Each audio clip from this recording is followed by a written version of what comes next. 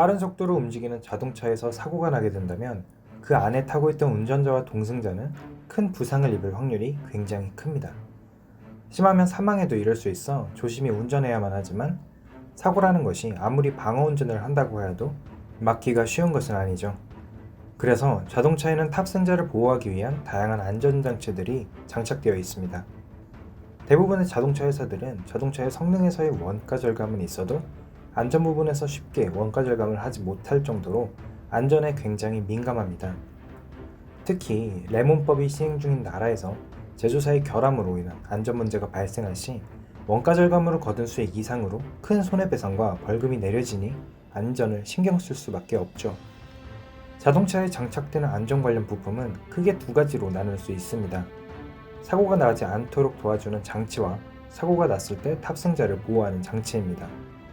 사고가 나지 않도록 도와주는 장치가 완벽히 작동을 하여 더 이상 사고가 나지 않는다면 운전자를 보호하는 수많은 장치가 필요 없으니 가격이 내려가고 차의 공간 활용과 디자인에서 획기적인 대변혁이 일어날 테지만 아직까지는 그 기술이 완벽하지 않아 운전자를 보호할 수 있는 수많은 부품들이 대거 장착되어 있죠. 그중 가장 대표적인 부품은 바로 안전벨트와 에어백입니다. 자동차의 충돌 테스트 영상을 보더라도 차량의 충돌 순간 가장 직접적으로 더미를 지켜주는 것은 안전벨트와 에어백인 것을 볼 수 있는데요. 그만큼 이 두 개의 부품의 중요성은 절대적입니다. 그러나 이 두 개의 부품에 대해 세계 1위와 2위의 시장 점유율로 차량 안전 관련 세계 최고였던 회사가 안전을 무시하고 오직 수익성만 생각한 무능한 재벌 2세 회장의 독단적인 결정에 의해 파산을 한 것을 알고 계신가요? 일본의 타카타는 1933년 창업자 타카다 다케조에 의해 낙하산 구명줄과 섬유 제품을 생산하는 업체로 시작하였습니다. 이후 타카타는 제2차 세계대전을 겪으며 일본군의 낙하산을 제작하고 공급하는 군수업체로서 급성장을 하게 되었고 전후 1960년대부터는 그동안 발전시킨 섬유 기술을 접목하여 일본 내 자동차 제조사들에게 안전벨트를 공급하며 업종을 변경하게 됩니다. 또한 세계 최초로 안전벨트를 테스트하기 위한 충격 시험 시설을 설치하는 등 안전에 관해 투자를 아끼지 않아 1973년 일본 업체로는 최초로 미국 교통안전국의 충격 실험에 합격하기도 하였죠.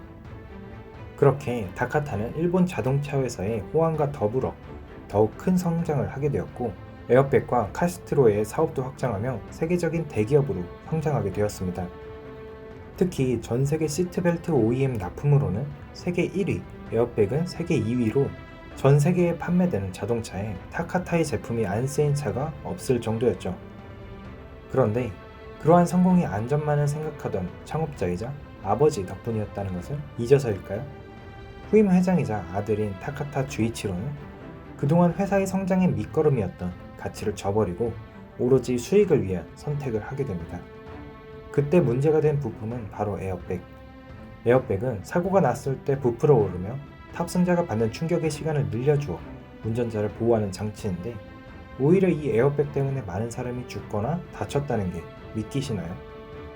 저도 처음 에어백 결함이라는 기사를 보았을 때 에어백이 작동하지 않아서 문제가 생긴 것으로만 생각을 했으나 에어백에서 금속 파편이 튀어나와 직접적으로 사람에게 상해를 가한 것이었습니다.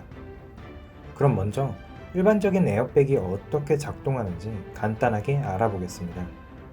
에어백을 구성하는 부품으로는 크게 센서, 처리 장치, 에어백으로 나눌 수 있는데요. 이 센서에서 충격을 감지하고 처리 장치에서 감지된 충격이 에어백을 터뜨려야 할 만큼의 충격인지를 계산 후 만약 터뜨려야 한다는 결과를 얻게 되면 에어백을 터뜨리게 됩니다. 그런데 여기서 가장 중요한 건 이 모든 처리 과정을 끝내고 사고의 충격이 운전자에게 도달하기 전 찰나의 순간에 에어백이 펴져야만 한다는 것이죠.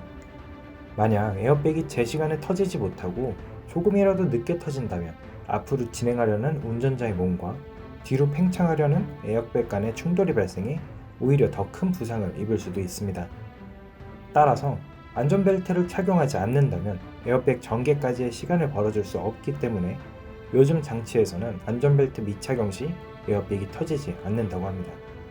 그런데 앞서 말한 이 찰나의 순간은 과연 얼만큼의 시간일까요?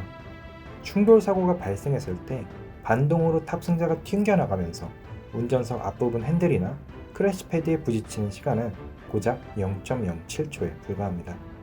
에어백이 사고를 감지하고 완벽히 전개되기까지 적어도 0.06초 시간 내에 이루어져야만 하고, 따라서 현재 에어백이 충돌 이후 완전히 작동되는 시간은 보통 0.03초에서 0.05초 사이로 눈이 깜빡이는 속도보다 약 3배 이상 짧은 시간에 이루어집니다.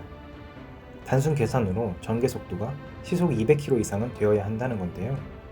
이렇게 빠른 시간 내에 에어백을 팽창시키기 위해서는 높은 압력이 필요합니다. 초기의 에어백은 어뢰의 사출 방식에서 영감을 얻어 1950년대 고압의 가스를 저장한 탱크에서 분출하는 방식으로 세상에 처음 선보이게 되었습니다. 당시 고압의 가스를 저장해둔 때에 맞추어 분사하는 방식은 상대적으로 반응 속도가 느렸기 때문에 제한적인 용도에서만 사용이 가능했고, 더 짧은 시간의 팽창 방법이 필요하게 되었죠. 그래서 나온 것이 폭발 방식입니다. 폭발은 단지 불이 나는 것이라고 생각하기 쉬운데 가장 일반적인 연속 폭발의 예이고, 화학 반응을 통해 다량의 가스가 만들어지고 팽창하는 것도 폭발의 일종입니다. 고온의 에너지 없이 단지 다량의 가스가 팽창하는 폭발 방식은 점화 명령만 제대로 이루어질 시 반응 시간이 굉장히 짧기 때문에 에어백에 사용하기에는 안성맞춤이었죠. 이런 반응을 위해 에어백 안에는 나트륨과 질소로 이루어진 아지드와 나트륨이라는 무기 화합물이 기체로 들어가 있습니다. 아지드와 나트륨에는 질소가 65% 포함되어 있는데, 여기에 산화철을 섞으면 충돌 시 불꽃점화로 0.03초 이내 화합물이 분해되며 질소 기체를 만들어내게 되죠. 하지만 이 아지드와 나트륨은 독성을 가지고 있다는 단점이 있었고, 대체 물질을 찾게 되는데 그때 타카타사에서 최초로 테트라졸이라는 물질을 사용하게 됩니다. 이 물질은 아지드와 나트륨을 대체하기에 충분했고, 미국의 포드, GM에도 납품을 하며 북미 시장의 점유율을 높이게 됩니다. 그런데 문제는 이 아지드와 나트륨을 대체한 테트라졸의 가격이 비쌌다는 것이죠. 창업주이세 타카타 주이치로는 이 비싼 테트라졸이 마음에 들지 않았나 봅니다. 그래서 찾은 물질이 진짜 폭탄에 들어가는 질산 암모늄이었습니다. 어차피 폭발을 통해 몸에 해롭지 않은 적당한 양의 기체만 만들어내면 되는 것이기 때문에 폭탄에 사용이 되는 것이든 아니면 에어백에 사용이 되는 것이든 상관이 없을 것 같지만, 어떤 물질이든 주로 쓰이는 곳이 있다는 것은 그 이유가 무엇인지 생각을 해보아야 합니다. 당연히 연구진들은 질산 암모늄의 위험성을 알고 있었고 사용을 반대했으나 테트라졸에 비해 10분의 1의 값싼 가격에 창업주이세 타카타 주이치로는 사용을 강행하였습니다. 처음 제품을 만들고 단기간에는 문제가 발생하지 않았습니다. 하지만 시간이 지나면 금속 탱크 안에 들어있던 질산 암모늄이 반응하였고 성질이 바뀌게 되었습니다. 질산 암모늄이 물과 습기를 만난다면 반응 속도가 급격히 빨라져 폭발력이 증가하게 되는데, 이런 문제점을 눈앞에 수익에 멀어 간과한 것이죠. 이런 높은 폭발력으로 인해 질산 암모늄을 감싸고 있던 금속 탱크가 찢어지게 되었고 같이 폭발하게 되었습니다. 실제 미국에서는 30kph의 저속 주행 중 가벼운 접촉사고에서 전개된 에어백에 금속 파편에 맞아 에어백에 의해 직접 사망하는 사고도 발생하게 되었죠. 약 100명이 넘는 사상자가 나오게 되었고, 타카타사는 대규모 리콜을 시작하게 됩니다. 만약 타카타라는 회사가 중소기업이었거나 작은 회사였으면 오히려 책임 있는 리콜로 상황을 반전시킬 수 있었겠지만, 이미 거대한 대기업이었고 그만큼 팔린 물량도 많았죠. 2013년부터 시작된 대규모 리콜에서 2017년 파산 신청을 하기까지 일본에서 2천만 대, 미국에서 4,600만 대를 포함 전 세계적으로 1억 대 이상의 리콜이 필요했습니다. 이 1억 대라는 수치는 말도 안 되는 엄청난 양인데요. 2000년대 중반 한 해 전 세계에서 생산되는 자동차의 수가 7천만 대였는데 1억 대가 리콜이라면 전 세계 모든 제조사가 1년 동안 팔았던 모든 차를 다시 들여와서 수리해줘도 부족한 숫자였고, 결국 이를 감당하지 못하고 파산에 들어가게 됩니다. 특히 리콜이라는 것은 많은 제조사들이 꺼려하는 이유가 천문학적인 비용이 들기 때문에 쉽게 인정하려 하지 않습니다. 인정을 하고 리콜을 하여서 해결하는 방법도 있지만, 인정하지 않고 묵인하다 시간을 흘려보내는 방법도 있기 때문이죠. 타카타도 처음에는 결함을 인정하지 않았고 시간을 버려보려 하였으나 실패했습니다. 리콜은 단순히 정비할 때 함께 수리하면 된다 생각을 하지만, 리콜을 위한 새로운 부품을 무료로 주는 것 뿐만 아니라 부품의 교환을 위한 정비사의 인건비 등 애초에 만들 때 제대로 만드는 것이 원가 조금 아끼는 것보다 훨씬 중요합니다. 뭐 멀리 갈 필요도 없이 현대자동차만 보더라도 리콜에 대한 영향이 얼마나 타격이 큰지 볼 수 있는데요. 2010년대 초반에 팔았던 엔진의 결함으로 인해 리콜 충당금 3.4조 원을 쓰는 것을 보면 애초에 문제없이 만드는 것이 중요하다는 것을 다시 한번 확인할 수 있습니다. 자동차 한 대 팔아서 차 가격의 5% 정도의 마진이 남는다고 하는데 당시 팔았던 차들은 돈을 벌기는커녕 다른 차를 팔아서 번 수익까지 날리게 되었죠. 물론 브랜드 가치 하락도 피할 수 없고요. 저도 제품을 개발하는 입장에서 참 안타까운 점이 하나 있습니다. 기업의 존재 목적이 이윤 창출이기 때문에 돈을 버는 것이 중요하기도 하지만 돈을 버는 방법을 원가 절감이 아닌 다른 곳에서 찾았으면 좋겠습니다. 새로운 기술을 적용하고 싶어도 더 좋은 제품을 만들어 선보이고 싶어도 언제나 원가라는 벽을 넘기가 힘듭니다. 그럴 때일수록 더욱 기술 개발에 투자하여 더 좋은 기술을 넣고 제품에 프리미엄을 붙여도 잘 팔릴 수 있는 좋은 제품을 만들려는 노력을 했으면 좋겠지만 현실은 그렇지 않더라고요.